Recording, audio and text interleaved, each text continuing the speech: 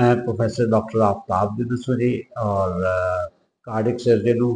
अभी 2-3 साल पहले मैं पंजाब इंस्टीट्यूट ऑफ कार्डियोलॉजी से as professor of cardiac surgery मैं रिटायर हुआ हूँ। अब अपनी प्राइवेट प्रैक्टिस कर रहा हूँ। तो एस्प्रिन जो है वो सादा लफ्ज़ों में है कि खून पतला करने वाली दवाई है। अगर आप उसको साइंटिफिक लफ्ज़ में बोले तो एंटी प्लेटलेट्स है।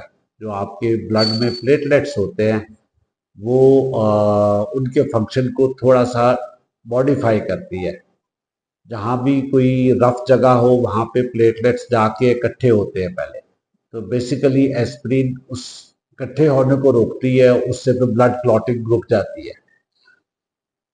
तो जब दिल की खून की नालियाँ तंग होती हैं तो वो जो जगह तंग होती है, जिस जगह बीमारी आती है वो जगह रफ हो जाती है।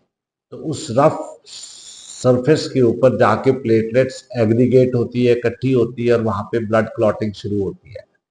और आपको जो हार्ट अटैक आता है वो नर्विंग तो आस्ता आस्ता हो रही होती है। अचानक जो सिम्टम्स आते हैं वो उधर ब्लड क्लॉट कर जाए, जिसको थ्रोम्बोसिस कहते हैं। अगर वहाँ ब्लड क्लॉट करके उसको एकदम से बंद कर दे तो फिर आपको चेस्ट पेन या एंजाइना के सिम्टम्स आते हैं। तो उसके लिए ज़रूरी है कि आप एस्प्रिन लें। अब एस्प्रिन जो है कब से लेनी है? अगर आपकी फैमिली हिस्ट्री है, आपकी फैमिली में पहले हार्ट अटैक हुआ हुआ है या किसी को स्टेंट डला हुआ है या किसी का बाईपास हुआ हुआ है, तो उनके लिए है कि आप एस्प्रिन को 40 पे शुरू कर लें, लाजमी शुरू कर लें। उससे आप मैसिव हार्ट अटैक को प्रिवेंट कर लेंगे। अगर फैमिली हिस्ट्री नहीं है बिलफर्ज, फिर भी शुरू कर ले, क्योंकि आजकल तो फिर लोगों को पता है, ज्यादा लोगों को पता ही नहीं होता कि उनकी फैमिली में ये तकलीफ है कि नहीं। अगर तो फैमिली हिस्ट्री है फिर तो 100% शुरू करें। अगर आपको नहीं पता तो फिर आप 40 के बजाय 45-50 पे शुरू कर ले। लेकिन आपको शुरू, क्योंकि फिर एजिंग ये बीमारी हर किसी को होती है, थोड़ी या ज्यादा। अगर जिन लोगों में गैस्ट्राइटिस है उनको स्टमक का अल्सर हो सकता है, तो इसलिए थोड़ी डोज में लेनी है और एंटेरिक कोटेड लेनी है। वो स्पेशल है जो कि आपकी मैदे में डाइजेस्ट नहीं होती, मैदे से आगे जाके अपना असर स्मॉल गट में शुरू करती है, तो गैस्ट्राइटिस से बचत हो जाती है। तो एंटेरिक कोटेड डिफरेंट नामों से आती है, तो वो आपको जो भी आपके डॉक्टर साहब रिकमेंड करें वो आपको लेनी चाहिए। जो आम डिस्प्रिन है उससे आपको गैस्ट्राइटिस का खतरा होता है।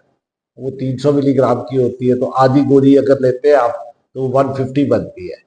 जबकि बेबी एस्प्रिन जो है वो आधी से भी आधी होती है, ज्यादा 75 मिलीग्राम की होती है, कुछ 81 की भी होती है। तो वो एस्प्रिन आपको, और इसमें एक और चीज आ जाती है कि जी मैं एक दिन ले लूँ उसके बाद फिर मैं हफ्ते में एक गोली ले लूँ, उसका फायदा नहीं। कि आपकी प्लेटलेट्स रोज नहीं बनती है और पुरानी प्लेटलेट्स रोज डिस्ट्रॉय होती है। तो जो नई प्लेटलेट्स बनेगी उसमें जो आपने एक दिन पहले ली उसका कोई असर नहीं होगा। तो नई प्लेटलेट्स के लिए आपने डेली लेनी, ताकि आपकी सारी प्लेटलेट्स क्लॉटिंग फंक्शन से शुरू ना कर सके। अब जैसे क्लोपिडोग्रेल है या प्लेवेक्स है, वो भी एंटी प्लेटलेट है, बट उसका मैकेनिज्म ऑफ एक्शन थोड़ा सा डिफरेंट है एस्प्रिन से। तो जिन लोगों को गैस्ट्राइटिस होता है उनको तो हम रिकमेंड क्लोपिडोग्रेल करते हैं। और इसके अलावा अब नई ओरल एंटीकोएगुलेंट्स आई है, वो उन लोगों को करते हैं जो क्लोपिडोग्रेल या वो एस्प्रिन से एलर्जिक है या वो नहीं ले सकते हैं। उनके लिए भी है खून पतला करने की दवाई, उनको वो दी जा सकती है।